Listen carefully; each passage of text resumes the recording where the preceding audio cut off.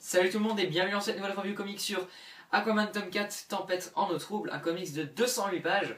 Au niveau du contenu, on retrouve les numéros 26 à 31 de la série Aquaman, ainsi que le deuxième annual de la série Aquaman. Et on a aussi dans ce tome d'Aquaman un numéro de la série Swamp Thing. Au niveau des scénaristes et dessinateurs, on retrouve Jeff Parker pour le scénariste de tous les numéros Aquaman, donc aussi bien l'annual que les numéros de la série habituels, donc les numéros 26 jusqu'à 31. Et pour le numéro de Swamp Thing, on retrouve Charles Soule pour le scénario. Au niveau des dessinateurs, on retrouve en très grande partie Paul Pelletier pour les numéros d'Aquaman. Sur le numéro de Swamp Thing, c'est Jesus Says. Ensuite, on a d'autres dessinateurs qui viennent aider en général Paul Pelletier pour les dessins d'Aquaman. Donc on a Neto Diaz, Alvaro Martinez. Et pour l'annual, c'est Yvel Guichet qui se charge des dessins. Donc Aquaman tome 4, un tome que j'attendais beaucoup comme je l'ai expliqué dans mon achat comics et info, mais aussi que j'appréhendais aussi parce que comme je l'ai dit, donc au scénario c'est Jeff Parker, parce qu'avant c'était Geoff Johns, ce scénariste de la série, donc j'avais un peu des craintes que la série baisse en qualité suite au ce changement de scénariste, parce que franchement Geoff Johns avait fait pour moi un boulot impeccable sur ces 3 premiers tomes, avec aussi le tome 3 de Justice League, parce que c'est quasiment un arc Aquaman en fait, on va dire.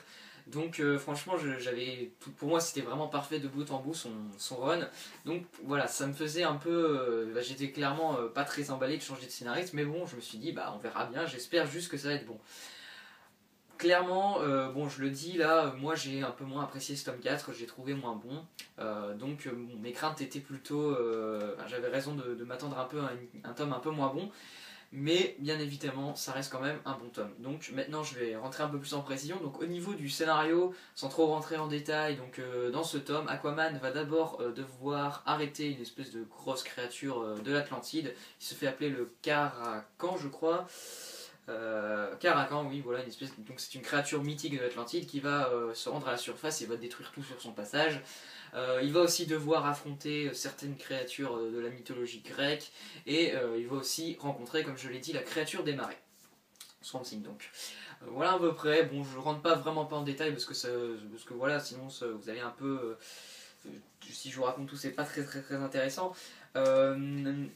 Franchement, déjà, le petit défaut de ce tome dans le scénario, c'est vraiment les intrigues en elles-mêmes, je les ai trouvées un peu décevantes.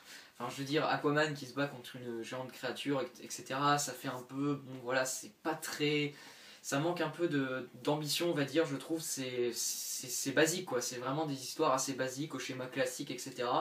Et c'est le point qui m'a vraiment embêté pour le scénario. En elle-même, l'écriture reste assez identique à ce que Geoff Johns faisait, je parle surtout de l'écriture sur les personnages, etc. On est vraiment sur la droite lignée de ce que faisait Geoff Johns en termes d'écriture à ce niveau-là, c'est-à-dire le personnage Aquaman, franchement, pour moi c'est quasi le même, on retrouve le même personnage, donc là-dessus par contre c'est un bon point, je trouve que Jeff Parker arrive vraiment à s'approprier le personnage. Je dis pas qu'il devait faire comme Geoff Johns obligatoirement, mais je sais pas, moi je m'étais beaucoup attaché à cette version là, et donc changer du tout au tout comme ça m'aurait pas trop plu, enfin à part si c'est pour faire quelque chose de meilleur ou de bien aussi, mais bon, y a toujours la crainte que voilà, mais là on va dire qu'il reste vraiment sur la même chose et c'est vraiment la bienvenue parce que Geoff Johns faisait ça très bien et il le fait très bien aussi en termes d'écriture sur les personnages, etc. C'est vraiment comme ce que faisait Geoff Johns et c'est vraiment bien dans l'ensemble. Mais après, comme j'ai dit, c'est vraiment le défaut sur les intrigues pour moi qui est plutôt convenu, vraiment convenu, c'est assez, comme je l'ai dit, assez basique, etc. Ça manque un peu ça manque d'ambition, quoi. C'est vraiment ce que je retiendrai moi pour les intrigues de ces numéros d'Aquaman. Aussi bien les numéros de la série que le numéro donc l'annual, qui pour moi c'est pareil, je l'ai trouvé vraiment bof, quoi. En termes de dessin, là aussi il y a un petit défaut par rapport au tome précédent, c'est que là où en général c'était vraiment magnifique de bout en bout dans les tomes, là on a quand même une inégalité graphique assez présente dans ce tome. Autant Paul Pelletier fait un boulot comme d'habitude vraiment très bon. Si vous aimiez le tome 3, vous allez aimer, je pense, ce qu'il fait dans ce tome. Mais vraiment là c'est pareil, clairement sur le même genre de dessin, c'est voilà, Paul Pelletier, il va pas changer son style comme ça d'un tome à l'autre, donc franchement là-dessus j'ai pas été déçu. Paul Pelletier fait très bien son boulot, comme sur le tome 3 et un peu dans Throne of Atlantide. Je vous montre d'autres pages, par exemple ici dans ce numéro. Donc franchement, Paul Pelletier, j'ai rien à dire, c'est vraiment très bon. Là où ça va un peu être un peu dommage, c'est que les autres dessinateurs, par exemple Neto Diaz, c'est pas terrible quoi, vraiment c'est pas terrible. Moi j'ai trouvé ça plutôt moyen. Donc c'est vraiment ça qui est dommage, c'est que les dessinateurs qui viennent un peu faire des dessins, par exemple voilà, là vous avez un aperçu de ce que fait Neto Diaz, bon c'est pas terrible quand même, j'ai trouvé ça. Donc c'est vraiment dommage, on a une inégalité graphique quand même vachement présente sur le tome, et ça m'a un peu perturbé. Enfin ça m'a surtout dérangé on va dire. Voilà, je vous montre d'autres dessins. Mais après comme je le répète, Paul Pelletier lui par contre fait de très très beaux dessins. Il y a une planche que j'adore, donc le numéro où il rencontre Swamp Thing, qui est vraiment très très belle, c'est celle-ci. Voilà, c'est vraiment très beau. Donc franchement Paul Pelletier toujours aussi excellent selon moi.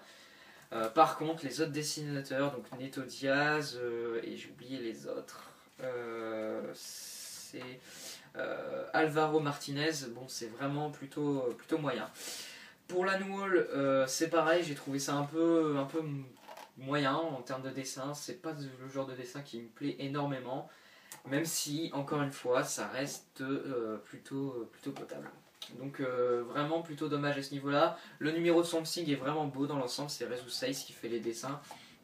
Là par contre c'est vraiment beau et j'ai trouvé ça vraiment bien dans l'ensemble, le numéro de Swamp Thing. Donc franchement un tome plutôt qui est clairement un peu décevant. Bon moi heureusement j'avais un peu modéré mes attentes parce que je sentais que ça allait être un peu moins bon, donc ça va, j'ai pas été déçu énormément, mais bon c'est clair qu'on peut que s'empêcher de penser au tome précédent qui était vraiment excellent. Là c'est clair qu'on baisse un peu en qualité, donc c'est dommage. Après il y a quelques pistes pour le tome suivant qui sont plutôt intéressantes. Le petit teasing à la fin d'Urban est très très efficace. Moi personnellement ça m'a fait... Ça a très bien marché sur moi, regardez-moi ça. La cover là est vraiment magnifique en plus, donc franchement là moi je suis impatient quand même de découvrir le tome 5.